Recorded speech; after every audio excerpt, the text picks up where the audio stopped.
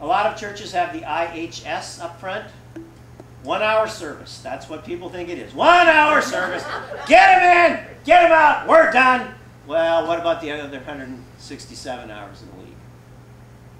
A great visual you can use is take 168 golf balls off the court, off the course in the backyard, and paint one of them red, paint one of them blue, and mix them in with these 168. Put them in front of a family and say, well, what if our Christian life happened to be, 1 hour a week?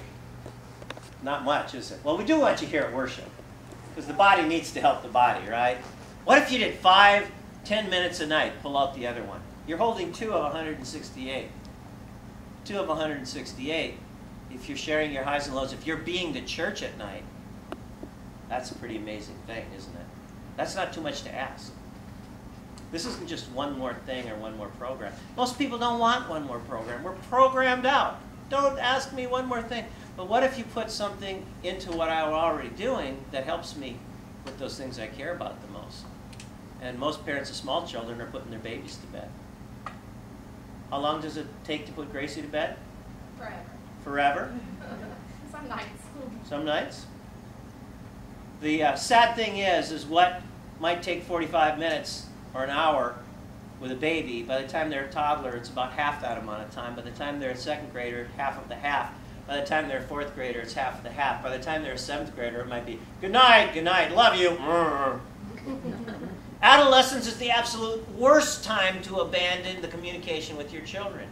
If you knew your child was going into a dark alley and there was someone with a knife in that alley, you wouldn't let him go through alone, of course not. Well, guess what? Adolescence is a very dark alley for most, not some, for most of America's teenagers. And love does not abandon. Adolescence is the absolute worst time to abandon. The parents get to a certain point, and, well, he needs to talk to somebody else. Great. Who are they going to come home to when they're 28 with a broken marriage and 2 kids? They're not coming to the pastor. They're not coming to the youth worker. I know where they're going. They're going to the one grace place that'll take them no matter what, that'll love them no matter what. Pastors come and go. Youth workers come and go. There's only one possible consistent faith role model for this child, and that's the one who would die for him. The best youth workers you will ever find are not on the church staff.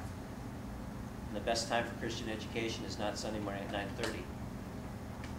Neurologically, the best time for any education is right before you go to sleep.